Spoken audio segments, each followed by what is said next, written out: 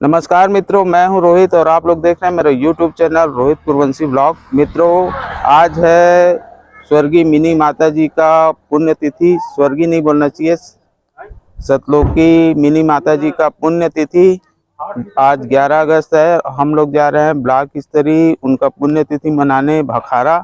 तो चलिए चलते हैं, हमारी गाड़ी आ चुकी है। हमारे साथ ब्लॉक भखारा के अध्यक्ष और ब्लॉक कुरुद के अध्यक्ष, दोनों अध्यक्ष अभी हमारे साथ है। अभी हम लोग जा रहे हैं भखारा तक, अभी थुआ पहुंचे हैं। ये दृश्य है। अभी मैं आपको गाड़ी में इन दोनों ब्लॉक अध्यक्षों से इस पुण्यतिथि के बारे में आपको बताते चलूंगा। तो चलिए मित्रों, चलते हैं। ये पीछे ब्लॉक कुरुद के अध्यक्ष श्री धीमान भाव सिंह धारे जी। अब वैसे श्री बोलने का आदत हो गया है, बड़ा दिक्कत है, धीरे से जवान पलटेगा। श्री और धीमान में अंतर, कभी मौका मिलेगा तो आपको बताएंगे इन दोनों में अंतर क्या होता है। और ये बात हमको हमारे ब्लॉक अध्यक्ष महोदय श्री भाव सिंह धारे जी ने बताया था। और आगे भी और हमारे साथ अभी है ब्लॉक भखारा के अध्यक्ष धीमान तेजेश्वर कुर्रे जी, जो अभी गाड़ी ड्राइव कर रहे हैं। उन्हीं के गाड़ी में हम लोग जा रहे हैं, अभी रास्ते में हैं।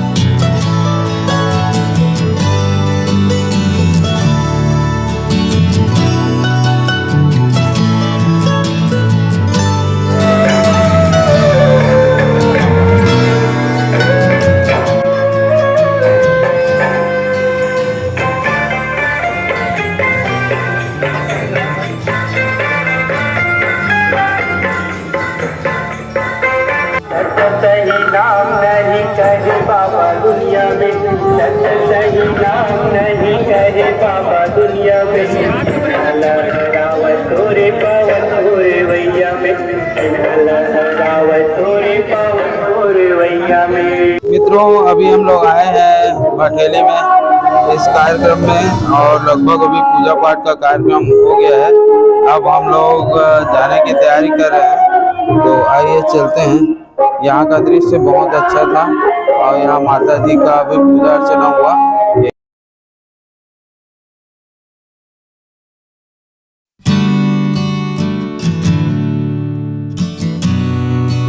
नमस्कार मित्रों, मैं हूं रोहित। आप लोग देख रहे हैं मेरा यूट्यूब चैनल रोहित कुरवंशी ब्लॉग। मित्रों, आज सतलोकी मिनी माता जी का 50वीं पुण्यतिथि है। इस पुण्यतिथि के अवसर पे हम सब यहाँ पर मिनी माता जी का पुण्यतिथि मनाने जा रहे हैं। और बहुत सारे हमारे बंधु लोग आए हुए हैं जो मिनी माता को बहुत अच्छे से जानते हैं।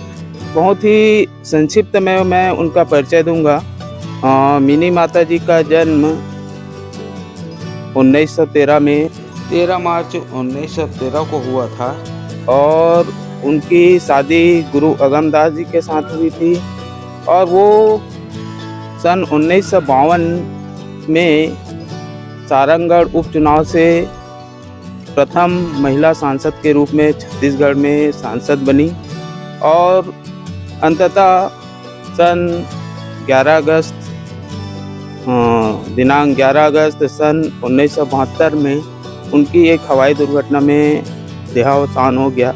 सतलोक गमन कर ली वो, और बहुत ही अच्छे अच्छे काम किए थे। उन कामों को मैं अभी समाज के अध्यक्ष और हमारे समाज के बहुत सारे पदाधिकारी यहाँ पर मौजूद हैं, तो उन लोग से मैं अभी पूछना चाहूँगा कि उनका किस किस तरह का जो काम है वो याद किया जा सकता है, और उनके कामों को मैं यहाँ पर आप सबके सामने इनके माध्यम से प्रेषित करने का प्रयास करूँगा।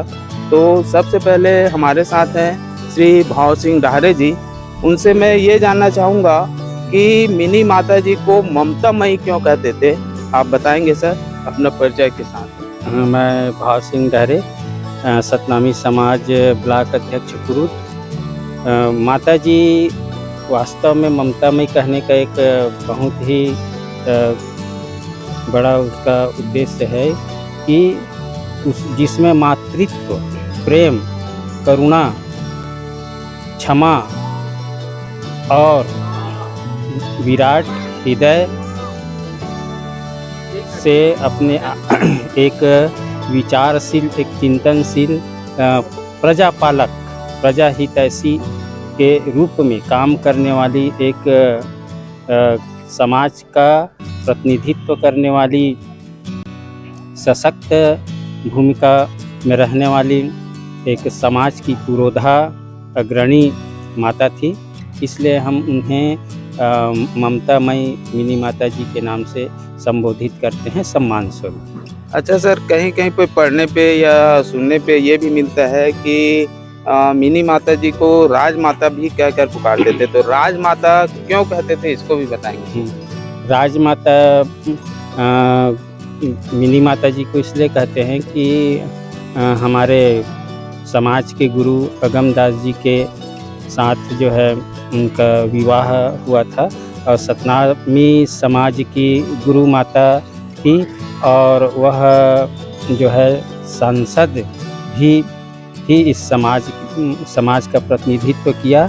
और वह राजमाता इसलिए दो अर्थों में हो सकता है, लेकिन मैं इस अर्थ में ना जा कर के कहूँगा कि राजमाता जो है मिनी माता जी को इसलिए कहते हैं क्योंकि वह सबके हित, मतलब एक समाज में प्रजा पालक के रूप में उनकी एक अहम भूमिका थी, और वह जो है एक स्वच्छ छवि ले कर के बिना किसी भेदभाव, बिना किसी सामाजिक जाति व्यवस्था से परे ऊपर उठ करके वह मानवता, इंसानियत, बाबा गुरु घासीदास के विचारों पर जो चलने वाली समाज का निर्माण करने की पहल की और नेतृत्व किया उस समाज का, इसलिए उसे राजमाता कहते हैं। मिनी माता जी सन 1952 से लेके 1972 तक एक राजनीति के रूप में सांसद रही, और वो प्रतिनिधित्व करती थी सारंगगढ़, जांजगीर चांपा और महासमुंद को। तो इस बीच में वो किस किस तरह के राजनीतिक काम किए जो समाज के लिए आज हम अविस्मरणीय हैं, तो वही चीज़ों को मैं जानना चाहूँगा। हमारे साथ है श्री छन्नू महिलांगे जी, उनसे मैं जानना चाहूँगा उनका किस तरह का राजनीतिक सफर रहा और वो किस तरह समाज के लिए राजनीतिक रूप से काम किए। जी निश्चित ही ममता मई मिनी माता हम सबके लिए वरन केवल सतनामी समाज ही नहीं बल्कि पूरे भारत राष्ट्र के सभी नागरिकों के लिए ममता मई मिनी माता जी आदरणीय रही है। और निश्चित ही अपने राजनीतिक जीवन में उन्होंने पूरे भारत राष्ट्र के लिए कार्य किए हैं, न कि केवल सतनामी समाज के लिए। और अक्सर देखा जाता है कि बहुत से माध्यमों से पढ़ने और सुनने को मिलता है कि मिनी माता जी को केवल सतनामी समाज के ही माता के दायरा में रखने की कोशिश की जाती है, और ये बिल्कुल गलत है। उन्होंने पूरे राष्ट्र के लिए समर्पण भाव से, सामाजिक समर्पण और जो पिछड़े और अन्य जो तबके के लोग हैं उनके लिए हमेशा उन्होंने तत्परता के साथ कार्य किया है और लगातार उन्होंने 20 वर्षों तक भारतीय राजनीति में अपना महत्वपूर्ण योगदान दिया और छत्तीसगढ़ निर्माण में प्रमुख रूप से उनका हाथ रहा है। उनके द्वारा संसद में भी छत्तीसगढ़ निर्माण के लिए, छत्तीसगढ़ राज्य पृथक करने के लिए सबसे पहली आवाज़ माँ ममतामयी मिनी माता के द्वारा उठाया गया था और जिनका आशीर्वाद आज भी समाज को और पूरे देश को मिल रहा है। बहुत बहुत धन्यवाद सर। चूँकि मिनी माता जी है, राजनीतिक रूप से बहुत सारे काम किए हैं, जैसे उन कामों को मैं गिनाना चाहता हूं, जिसमें प्रमुख रूप से हमें हसदेव बांध परियोजना के तहत बांगो बांध की जो बोलना चाहिए जो शिलान्यास किए, जो शिला रखी, जिसको बनाया, उसमें बहुत बड़ा योगदान था। इसके साथ साथ ही हमारे छत्तीसगढ़ में बहुत ही प्रचलित भिलाई इस्पात संयंत्र को स्थापित करने में भी मिनी माता का बहुत बड़ा योगदान था। और कई बार ऐसे बहुत सारे पदों में वो काम की, यहाँ तक कि कांग्रेस के महासचिव भी रही। तो बहुत सारी चीज़ें मिनी माता द्वारा किया गया। अंततः मैं एक ही चीज़ आदरणीय डारे सर से जानना चाहूँगा कि माता जी मूल रूप से उनका हृदय में ऐसा क्या था जिसके लिए, समाज के लिए ऐसा काम करती थी? वो क्या चाहती थी, समाज को किस दिशा में ले जाना? वास्तव में बाबा गुरु घासीदास के विचारों के समाज निर्माण की प्रक्रिया की एक धुरी है, मनखे मनखेला एक बरोबर करो। तो जितने भी समाज में जो मुखिया हुए और गुरु परंपरा से आए, वो जो है बाबा गुरु घासीदास के जो मूल सिद्धांत है, मनखे मनखेला एक बरोबर करो, कि उस दिशा में मतलब सारे मनुष्य एक समान हैं और किसी भी प्रकार के भेदभाव रहित समाज के हमको निर्माण करना है। और इसके लिए मिनी माता जी ने जब सांसद बनी तो वो जो है इस बात को जो है पार्लियामेंट में भी बराबर रखती थी। जैसे इनका उदाहरण है बेटी बेटा को शिक्षा में योगदान देना, और जो है पिछड़े और गरीब तबकों को मुख्य धारा में जोड़ने के लिए उन्हें शासकीय और लघु कुटीर उद्योग या उद्योग स्थापित करने के लिए सहयोग प्रदान करना, शारदा एक्ट के निर्माण में महत्वपूर्ण भूमिका रही, और जो है स्त्री शिक्षा के संबंध में बहुत ज़्यादा माता जी का योगदान रही। और इस प्रकार से वो जो है जो गरीब तबके के लोग हैं उसे मुख्य धारा में ला करके समाज को एक नई दिशा, नई ऊर्जा प्रदान करने के लिए जो है हमेशा निरंतर अपने जीवन पर्यंत काम करती रही। उस माता जी का आज परिनिर्वाण दिवस है और इसलिए हम लोग यहाँ आज ग्राम बखारा भठेली में इकट्ठा हुए हैं और माता जी को अपना श्रद्धांजलि भेंट कर रहे हैं।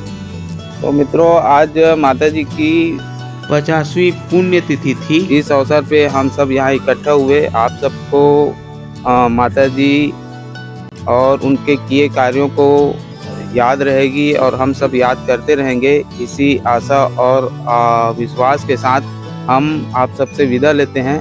आप सब इस वीडियो में बने रहे, इसके लिए आप सबको बहुत बहुत धन्यवाद। Thank you.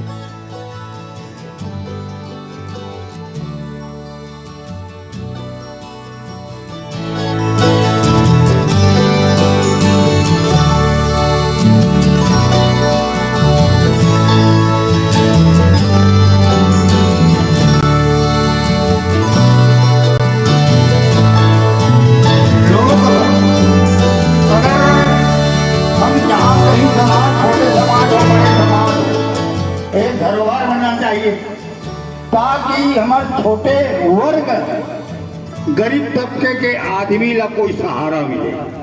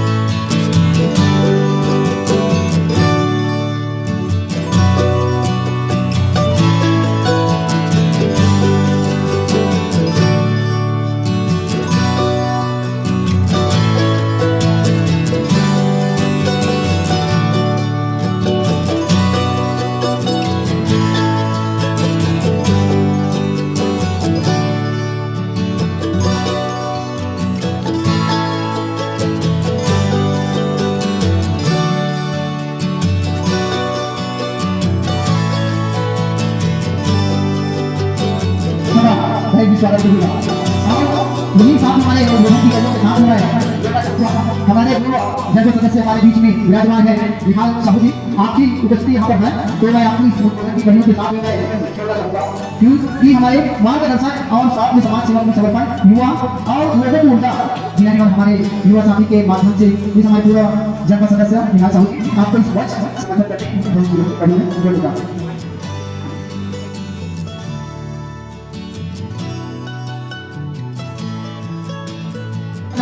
और इसलिए स्वनामी समाज एकदम साथ साथ हमारे जीवन में काम करना है ये प्रयास करते हैं स्वनामी समाज।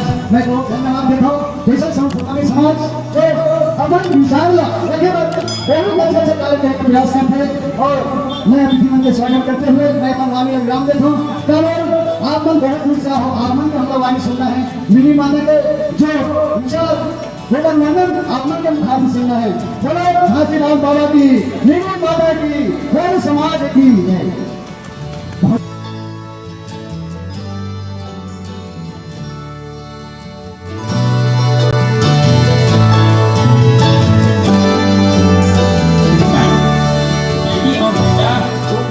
समान दर्जा दो। बेटी के लिए छोटा टुकड़ा, बेटा के लिए बड़ा टुकड़ा नहीं, दोनों के लिए बराबर टुकड़ा, क्योंकि दोनों ही है हमारे जिगर का टुकड़ा। तो इन बातों को लोगों के बीच में लगातार प्रयास करती थी, समझाती थी कि मैंने को एक बराबर करो, सबके लिए शिक्षा के द्वार खोलो, बेटी बेटा को खूब पढ़ाओ और अपने हक अधिकार के लिए जहाँ पर अपने हक की मारी होती हो वहाँ पर भी आवाज उठाना सीखो।